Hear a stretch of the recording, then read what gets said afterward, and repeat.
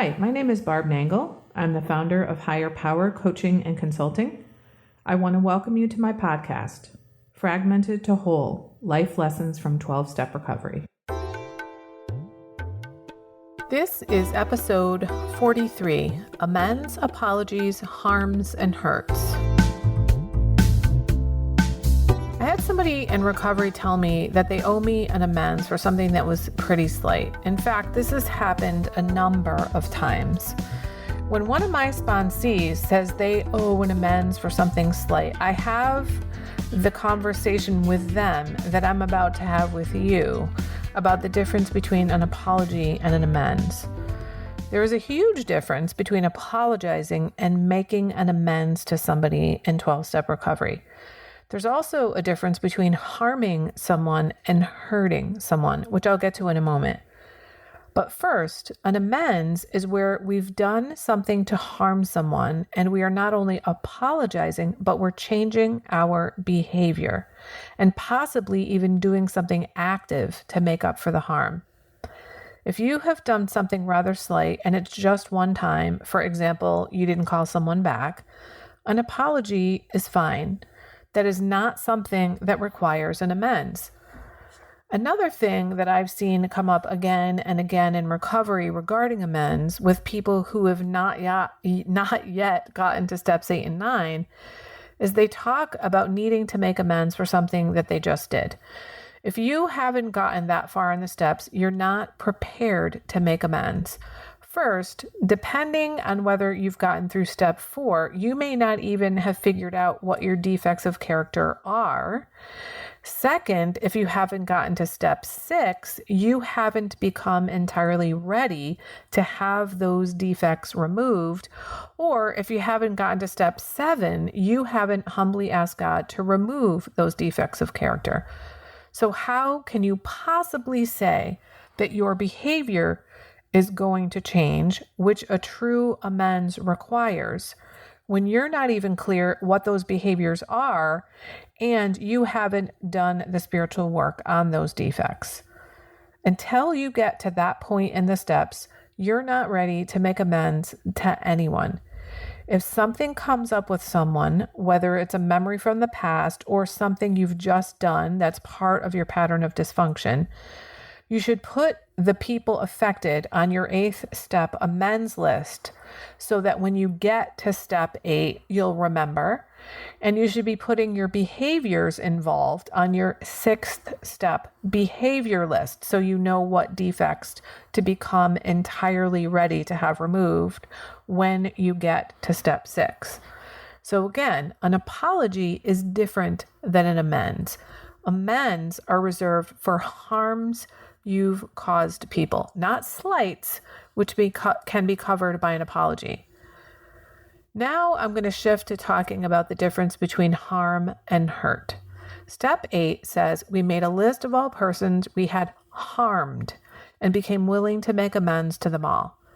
There's a difference between harming someone and hurting someone. I'm going to use setting boundaries as a way to illustrate the difference. Before recovery, I was afraid I was going to hurt someone's feelings by setting a boundary with them. What I've learned as I've gotten better and better at setting boundaries is that it is good for me to set boundaries. It is good for other people to have me set boundaries with them also. I know who I am and you know who I am, where I begin and where I end, what's okay with me and what's not okay with me. You know my rules of engagement and what they are. It is not harmful to set a boundary with someone, unless you're cruel about it, that is. It may hurt their feelings, but it does not harm them. It's possible for something to harm you, but not hurt you. And it's possible for something to hurt you that is not harmful. For example, if you go to the dentist to get a cavity filled, it might hurt, but it's not harmful. In fact, it's healing. Backtrack to when you ate that sugar that caused the cavity. Did that hurt? No, of course not. In fact, it was probably quite pleasurable. However, it did harm you. Things can be hurtful and not harm you, like the dentist drill, and things can harm you and not be hurtful, like eating the sugar which causes the cavities. When we're talking about the realm of amends, we're talking about things that actually harm people, not things that necessarily hurt people. If someone is hurt because you set a boundary with them, that's okay. It's new behavior and it might hurt for a while until you get used to it, but it's not harmful. You don't need to make amends for setting a boundary. In fact, you don't need to apologize for setting a boundary either. You can feel sorry if someone is hurt, but you should not apologize for setting boundaries around your own life. It's your life. I've learned that if it comes to a choice between me being honest versus hurting someone's feelings by setting a boundary, I pick being honest. I don't want to hurt anyone's feelings. I'm going to be as kind and gentle as I possibly can be in setting boundaries with them. But if that hurts them, then that's something they're going to have to manage. It's not my job to manage their feelings, which is what I was trying to do before I started setting boundaries with people. And it's just not possible.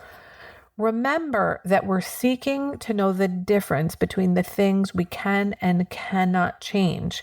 The Serenity Prayer is a prayer about boundaries. It seeks to give us clarity about what's within our boundary and what's not. So I hope this illustration of using boundaries to distinguish between harms and hurts has been helpful. And I hope that I've given you some clarity about the difference between just a simple apology and making an amends, and the difference between harming someone and hurting someone. May you have the courage to change the things you can, and the wisdom to know the difference. That's it for today. If you like what you've heard here, then you just might be interested in private coaching with me. If that sounds like you, head on over to my website, which is higherpowercoachingandconsulting.com, and click on the contact menu. I'd be happy to schedule a consultation with you to help you make lasting changes in your life, like I've made deep, lasting changes in my life. My ideal client is someone who is ripe for change, but I'll coach anyone who wants to be happy, joyous, and free. So if that's you, shoot me an email. I'd love to hear from you. Thanks for listening. Be sure to like and subscribe so you can be sure to get future episodes of my podcast. Thanks again.